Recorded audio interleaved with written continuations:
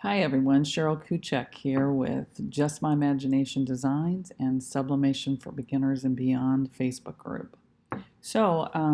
I would like to share how to remove a background. This is a pretty simple design, but it's the same principle. You want to select your quick select tool over here, and then you're going to scan this, making sure that you have everything.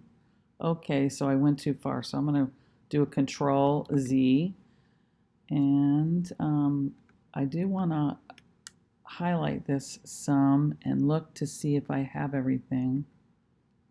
And yeah, it looks like some was being left out there. Okay, I think we're good. Okay, so now I'm going to hit Control J on Windows or Command J on a Mac to duplicate my layer, but it's only going to duplicate what I have highlighted here. Okay, so let's turn this off and look, and it looks like it came up pretty good. Okay, so now I'm going to delete that background. I don't need it anymore.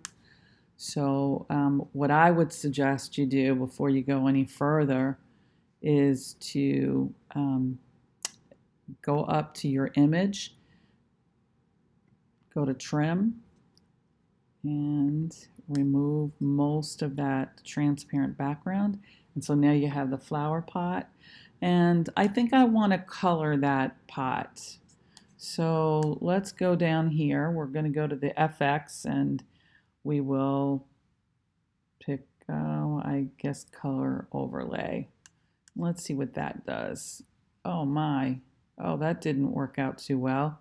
Okay, so we just want to color this pot. So let's highlight that, and we're going to do another Control J or Command J, and we have just the pot. Okay, so now let's try that one again. Oh boy, it just is too flat, don't you think? So let's go over to the half moon over here, as I call it, and we're going to go to hue saturation. And we're going to check colorize. And oops, we got the whole thing. So what we want to do is we want to hover over, first off, we want to press the Alt key or the Option key on a Mac, and we want to hover over the two layers, and then we want to press Enter. Oh, there we go. And now we're going to see if we can find a color that we like. Oh, I like that. Ah, I think that's perfect. Okay, so there you have it. I would go up and save it as a PNG, and you have the file that you can work with in the future. Okay, so that's how you remove a background and how you colorize a layer.